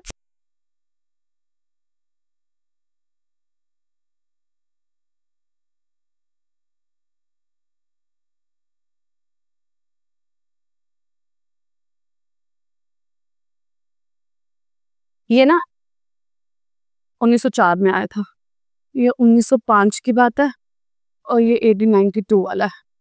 ये क्या है, इंडियन ऑफिशियल सीक्रेट्स एक्ट। ये कहा गया कि जो भी प्रेस अंग्रेजी सरकार के खिलाफ कुछ छापेगी उसे बंद कर दिया जाएगा। कोई भी क्लासिफाइड डॉक्यूमेंट आप छाप नहीं सकते, लोगों के सामने नहीं रख सकते। So that is Indian official secrets act. तो कहीं ना कहीं फ्रीडम ऑफ प्रेस को ये छीनता है। आज की प्रेस कुछ भी छापती है, वो पीएन के अगेंस्ट भी छाप सकती है, उसको आप पकड़ के अंदर नहीं डाल सकते, वो उनके पास फ्रीडम है अंडर आर्टिकल 19। इससे आपकी फ्रीडम ऑफ स्पीच और फ्रीडम ऑफ प्रेस दोनों को छीना जा रहा है। जो मैंने आपको बताया एक मेन जरिया था मॉडरेट्स का लोगों को अवेयर करने का, that was through the newspapers, pamphlets, पत्रिकाएं जो वो छापते थे, अब वो उनसे छीन लिया गया। मतलब अब आप क्रिटिसाइज नहीं कर सकते। अब आप क्रिटिसाइज नहीं करोगे तो फिर कैसे बताओगे लोगों को कि वो गलत है कि नहीं। तो ये उनके पीसफुल पोजेशन के बाद भी ये तीनों चीजें जो है वो होती हैं, जिसकी वजह से एक्सट्रीमिस्ट ग्रुप जो है वो ग्रो करता है। ठीक है, इसका नाम है दिल्ली। नहीं, वो जरूरी नहीं है, वो जरूरी नहीं है। ये इंडियन ऑफिशियल्स एक्ट जो है ये क्या है आप वो याद रख सकते हो, किस साल में आए। ये अगर आएगा ना तो क्रोनोलॉजी में आएगा, उसकी एक्सप्लेनेशन आपको नहीं आएगी। ठीक है, कि इंडियन ऑफिशियल्स एक्ट जो है वो पार्टीशन ऑफ बंगाल, जैसे आता है ना आपको पार्टीशन ऑफ बंगाल, साल सत्याग्रह, चंपारण, फिर उसको अरेंज करो, है ना, बस उस अरेंज में साल। और ये क्या है आपकी अंडरस्टैंडिंग से आपको पता होना चाहिए, बस और नहीं है। लिख लिए ये तीनों पॉइंट्स। देन अरे बोलो ना। अच्छा, आप मॉडर्न ये सब कर रहे हैं तो जनरल कौन बन रहा है, वाइसरॉय कौन बन रहा है, लॉर्ड कर्जन। अच्छा, वो क्या कर रहा है, ठीक है, नया किंग बनता है। ब्रिटिश सरकार में तो क्वीन चेंज होती रहती है, किंग बनते रहते हैं। वो एक नया किंग, यहाँ पर फेमाइन आ रही है, लोग भुखमरी में मर रहे हैं, पॉवर्टी आ चुकी है, अनएम्प्लॉयमेंट है, लोग पोजेशन कर रहे हैं कि भाई हमारे राइट्स। तो वो वहां पे एक सेरेमनी ऑर्गेनाइज करता है, एक बड़ी ग्रैंड, वहां पे किंग एडवर्ड जो है वो सत्ता पे आते हैं, उनकी क्या कहते हैं उसको, उनका क्राउन उनको दिया जाता है, और यहाँ पे उसकी वो एक ग्रैंड सेलिब्रेशन करता है। ऑलरेडी कहा जा रहा है कि मिलिट्री एक्सपेंडिचर मत करो, और यहाँ पे अननेसेसरी एक्सपेंडिचर हो रहा है। ठीक है, लोग मर रहे हैं, लोगों के पास पैसा नहीं, खाने को अनाज नहीं है, और देश का ही पैसा कहाँ पे यूज हो रहा है। जैसे आप सोच रहे हैं कि इस वक्त अनएम्प्लॉयमेंट रेट बढ़ जाए और हमारे देश में बाहर के मिनिस्टर्स को बुला के या पीएम्स को बुला के ग्रैंड सेरेमनी होस्ट की जाए, ठीक है, क्योंकि एक्सपेंडिचर जो रिसोर्सेज है किसके यूज हो रहे हैं, टैक्स कौन दे रहा है, कॉमन मासेस दे रहा है ना, तो बेनिफिट भी तो उसको मिलना चाहिए ना। उसके साथ ही ऑफिशियल सीक्रेट्स एक्ट जो मैंने आपको बताया, उसका क्या मकसद है कि भाई आप गवर्नमेंट को क्रिटिसाइज नहीं कर सकते, आप गवर्नमेंट को क्रिटिसाइज करेंगे हम आपको बैन कर देंगे। इंडियन यूनिवर्सिटी एक्ट, एजुकेशन को बढ़ाने का शुरुआत कब से हुई थी, एजुकेशन में इंटरफेरेंस कब शुरू की अंग्रेजों ने, 1333 था, 1 लाख रुपए रखे थे। हाँ, 1813 में उन्होंने पहली बार 1 लाख रुपीज रखना शुरू किए। उनको लगा रीजन क्या होगा, बताओ उनको क्या फर्क पड़ा, पढ़ रहे हैं नहीं पढ़ रहे, इलिटरेट रह रहे, उनको एक्चुअल में क्या चाहिए था, उनकी जुबान क्या थी, अंग्रेजी, कॉमन मासेस के साथ कम्युनिकेट नहीं कर सकते, उनको चाहिए पढ़े लिखे क्लर्क ऑफिसर जो उनका काम कर सके। उनका था कि हम ना एजुकेशन कौन सी लाएंगे, हम वेस्टर्न एजुकेशन लाएंगे।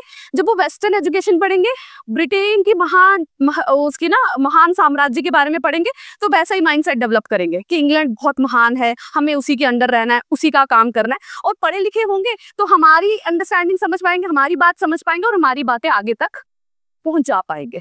तो उनको एजुकेशन उन्होंने लाया भी इसी मकसद से। ऐसा कुछ नहीं था कि भारतीय कल्चर को वो कर रहे हैं या आपको आपके कस्टम्स के बारे में बताना, नहीं, सिर्फ और सिर्फ अंग्रेजी वेस्टर्नाइजेशन पे, जहां पे सिर्फ फोकस किसकी तरफ है, वेस्टर्न एजुकेशन की तरफ, वेस्टर्न कल्चर की तरफ। और मकसद क्या है कि एक मिडिल ग्रुप क्रिएट किया जाए जो आपको आपकी एडमिनिस्ट्रेशन में हेल्प कर पाए, है ना। आईसीएस ऑफिसर्स रखने आपने, एडमिनिस्ट्रेशन तो आपको चाहिए, वहां से आप इतने लोग ला नहीं सकते, खर्चा ज्यादा होगा, तो यहीं से लोग रखते हैं, लोगों के साथ जुड़े भी होंगे, आप लोग एक भारतीय की बात ज्यादा अच्छी तरह से मान लेंगे एज कम्पेयर टू। तो उन्होंने इंडियन यूनिवर्सिटी एक्ट लाया। कहने का मतलब ये था कि भाई हम यूनिवर्सिटी एस्टैब्लिश कर रहे हैं, आपको एजुकेशन ज्यादा देंगे। बट एक्चुअल में क्या किया इस एक्ट के जरिए, यूनिवर्सिटीज को भी गवर्नर जनरल के अंडर लाया। यूनिवर्सिटी में जो पीएचडी या जो भी थीसिस वगैरह करने जाते हैं ना, उनके नंबर डिक्रीज कर दिए और उनको रखने के लिए भी प्रोसेस, एक स्ट्रिक्ट प्रोसेस रखा, गवर्नर जनरल की परमिशन के बगैर कोई भी पर्सन नहीं कर सकता। तो आप एक तरह से बोलो यूनिवर्सिटी या एजुकेशन को और ज्यादा निगरानी में रख दिया, ठीक है, कहीं से भी इनको लिबरल आइडियाज ना मिल जाएं। यो यूरोप में शुरू हो चुका है, ठीक है, यूरोप में उस पीरियड को कहते हैं एनलाइटमेंट, यहां तक ना पहुंचे, ठीक है। फिर है आपका कैलकाटा कॉर्पोरेशन एक्ट, ये याद रखने की जरूरत नहीं, कैलकाटा कॉर्पोरेशन एक्ट इतना इंपॉर्टेंट नहीं है। और उसके बाद आपका सबसे मेजर आ गया पार्टीशन ऑफ बंगाल 1905 का। तो ये सारी चीजें की है। आप मॉडरेट्स डिमांड क्या कर रहे हो, लॉर्ड कर्जन ने किया क्या क्या है, ये सब उसी के अंदर आए हैं, ठीक है। इंडियन यूनिवर्सिटी एक्ट ला गया, एक्सपेंडिचर किया लग्जरी एक सेरेमनी में, ऑफिशियल सीक्रेट एक्ट, और फाइनली एक बड़ा सा इंसिडेंट उसने किया, पार्टीशन ऑफ बंगाल, जो लोगों को और ज्यादा, क्योंकि वो पहली बार लार्ज स्केल पे लोगों को लगा कि ये तो कुछ ज्यादा गलत कर दिया इन्होंने, ठीक है। ओके, ये कर लिए हमने। ओके, ये है मेथोडोलॉजीज जो यूज करते हैं, लिखने की जरूरत नहीं है, अंडरस्टैंडिंग। क्या करेंगे अब, आप पीस नहीं कर पा रहे, पोजेशन से कोई काम नहीं हो रहा, मीटिंग से नहीं हो रहा है, तो सबसे पहले 1905 में किन 2 चीजों की यूज की गई, बायकॉट एंड स्वदेशी। हम बायकॉट करेंगे, हम फॉरेन गुड्स का बायकॉट करेंगे। हमारी इकोनॉमी को नुकसान हो रहा है तो सबसे आसान तरीका कि पहले हम उसकी इकोनॉमी को डिस्ट्रॉय करें, तो बायकॉट करेंगे और नेशनल गुड्स को प्रमोट करेंगे, नेशनल एजुकेशन को प्रमोट करेंगे। जो मैंने आपको बताया कि वेस्टर्न एजुकेशन का बोलबाला कर रहे थे सिर्फ इसीलिए कि उनके माइंडसेट में अंग्रेजों की तरफ रिस्पेक्ट आ जाए और अपने आप को कहीं ना कहीं कम समझे। आप जब अंग्रेज इंग्लिश सोशियोलॉजिस्ट का भी कहीं पढ़ेंगे ना, तो वो मैक्सिमम इंडियन सोसाइटी को ऐसे दिखाते हैं कि ये एक लैंड है स्नेक चार्मर्स का, कि यहाँ के लोगों को कोई काम नहीं है, वो सिर्फ बीन बजाते हैं और सांपों को पकड़ते हैं, सिविलाइजेशन का कुछ नहीं पता है। इस तरह की चीजें लिखी गई और भारत में अभी उस तरह का आप कहीं लिटरली वर्क नहीं था जिससे लोग पढ़ के ये समझ पाए कि हमारा हिस्ट्री जो है वो बहुत महान है और भारत भी एक महान देश था। तो उन्होंने प्रमोट किया कि भाई आप उनके हिस्ट्री को जानने से बेहतर अपने देश को जानो, हमारा देश भी महान है। जब तक आप अपने कंट्री के बारे में नहीं पढ़ते। जैसे अभी आप हिस्ट्री पढ़ रहे हो तो यू कम टू नो कि हाँ देश में क्या क्या हुआ, अंग्रेजों ने कैसे हमें एक्सप्लॉइट किया, तो आपके माइंड में आता है कि नहीं ब्रिटेन सरकार गलत थी। और आज की डेट में भी वही हो रहा है। आप अगर लंदन में जाके काम करते हैं ना तो आप इस चीज को एक्सपीरियंस कर सकते हैं। उनके दिमाग में अभी भी वो मेंटालिटी है जैसे कि आप वहां से आए हैं, आप हमारी इकोनॉमी को कर रहे हैं, you are not a good person to survive, आप सिविलाइज नहीं है। अभी भी वही, अगर आपका कोई नॉन इंग्लैंड या यूके में काम कर रहा होगा वो बताएंगे आपको कि नहीं हमारे को बड़े मजे हैं, we are NRIs, but still वो माइंडसेट है, यूरोपियंस का माइंडसेट है, स्टिल है। वो इंडियंस को वैसे ही ट्रीट करते हैं। अभी इंडियंस हर जगह है, स्टिल वो वैसे ट्रीट करते हैं क्योंकि माइंडसेट नहीं बदलता। और आपका कैसे बदलेगा? जब आप अपने सिविलाइजेशन के बारे में जानेंगे, जब आप अपनी ग्लोरी के बारे में जानेंगे, आपको भारतीय होने पे प्राउड होगा देन। ठीक है, तो इसीलिए प्रमोटिंग नेशनल एजुकेशन। ठीक है, then non cooperation. Non cooperation का क्या मतलब होता है? हमने उनको मतलब लड़ाई नहीं करनी है, बंदूकें नहीं उठा रहे, पर नॉन कोऑपरेशन की जो लॉयर्स हैं वो उनकी तरफ से नहीं लड़ेंगे, जो डॉक्टर्स हैं उनके पेशेंट्स को नहीं देखेंगे, स्टूडेंट्स वो कॉलेजेस अटेंड नहीं करेंगे, टीचर्स वहां नहीं पढ़ाएंगे, जो भी ऑफिशियल्स हैं उनका पर्टिकुलर काम नहीं करेंगे। और कोऑपरेटिव ऑर्गेनाइजेशन, ये पर्टिकुलर ऑर्गेनाइजेशंस का काम था गाँव में जाके ना, क्योंकि जब आप बाइकआउट कर रहे हैं फॉरेन गुड्स का, जब आप सरकार का साथ नहीं दे रहे हैं तो सप्लाई चेन कहीं ना कहीं हैम्पर हो जाती है। ठीक है, तो मेजर रिसोर्सेज या गुड्स पहुंच नहीं पाते। तो कोऑपरेटिव ऑर्गेनाइजेशन का क्या काम होता है कि वहां पर बेसिक चीजें पहुंचाना, एजुकेशन खुद जाके दे रहे हैं, उनको सामान प्रोवाइड करा रहे हैं। ठीक है, जैसे एनजीओ होती है ना प्रेजेंट डे की, बस वैसे ही समझ लीजिए कोऑपरेटिव ऑर्गेनाइजेशन। क्लियर? ठीक है, तो हमने ये देखा कि 1885 में आईएनसी क्यों बनी थी? एओ ह्यूम ने बनाई थी इस मुद्दे से कि जो छोटी छोटी ऑर्गेनाइजेशन बन रही है एक बड़ी सी हम बनाएंगे और आगे जाके बहुत बड़ा संग्राम नहीं होगा। ठीक है, लेकिन पूरी कोशिश की फ्रीडम फाइटर्स ने उसे अपने बेनिफिट के लिए यूज करने के लिए। शुरुआत में उन्होंने पीसफुल तरीके अपनाए, प्रोपेगेंडास के, पोजेशंस के, मीटिंग्स के, वो फुलफिल नहीं हुए। सरकार उनको लॉलीपॉप्स को कराती रही कि हाँ ये थोड़ा सा ले लो, थोड़ी सी एक्सपेंशन करा लेते हैं, थोड़े से नंबर्स बढ़ा देते हैं, बट मेजॉरिटी उनको कुछ बेनिफिट नहीं हुआ। ठीक है, और कुछ उसके बाद जो है मेजर जो टर्निंग पॉइंट जो है वो आता है आपका ऑफिशियल सीक्रेट्स एक्ट और साथ में आपका 1905 का पार्टीशन ऑफ बंगाल, जिसके बाद लार्ज स्केल में लोग उसमें पार्टिसिपेट करते हैं। और आईएनसी को भी ये आइडिया लगता है कि नहीं हमें सिर्फ चुप रह के नहीं होगा, थोड़ा सा रेडिकल हमें भी होना पड़ेगा, मासेस को हमें इन्वॉल्व करना पड़ेगा। यहाँ तक ना मासेस इन्वॉल्व नहीं है, पढ़े लिखे लोग इन्वॉल्व हैं। ठीक है, सिर्फ पढ़े लिखे लोग। लेकिन 1905 के बाद आप धीरे धीरे देखेंगे कॉमन लोग भी आईएनसी का पार्ट बनने लगेंगे। अब जो नेक्स्ट हम पढ़ेंगे दैट विल बी पार्टीशन, जो 1905 में हुआ। इसके बीच में दो एक्ट्स आए आपके, 1861 का एक्ट और 1892 का एक्ट। 1861 में मेजर जो हुआ दैट वाज डिसेंट्रलाइजेशन, वो आपको याद रखना है, और दूसरा प्रोविंशियल काउंसिल। 1892 में आपको एक सबसे इंपॉर्टेंट पॉइंट याद रखना है, इनडायरेक्ट इलेक्शंस। तो क्वेश्चन पूछा जाता है कि कौन से एक्ट में इनडायरेक्ट इलेक्शन स्टार्ट हुई है। ठीक है, वो आपको याद रखना है, क्योंकि आप देखो इतना डिटेल में मैं पढ़ा इसीलिए रही हूँ ताकि आप लोगों को थोड़ा सा ना बैकग्राउंड रहे। अदरवाइज जब आप क्वेश्चंस अपने देखेंगे, 36 नंबर का ऐसा है जीएस, 36 नंबर का ना, उसमें आपकी पॉलिटी भी है, ज्योग्राफी भी है, हिस्ट्री भी है। हिस्ट्री में से खींच के 2 या 3 क्वेश्चन आएंगे। अब वो क्या क्वेश्चन हो गई वो आपको नहीं मालूम है। ठीक है, चांसेस ये रहते हैं कि वो इंपॉर्टेंट पॉइंट से पूछते हैं, जैसे कांग्रेस के सेशंस का पूछ लिया या फिर क्रोनोलॉजिकल ऑर्डर पूछ लिया, मोस्टली यही पूछते हैं। बट अगर डीप में आया तो एक क्वेश्चन आपको बाहर भी कर सकता है। इसके लिए थोड़ा और डेप्थ में जा रहे हैं ताकि आगे भी कोई और फॉर्म भरे तो आपको बेनिफिट हो जाए। अदरवाइज जितना मैं आपको बोल दूं ना लिखने के लिए that is more than sufficient, आपकी हिस्ट्री कंप्लीट है।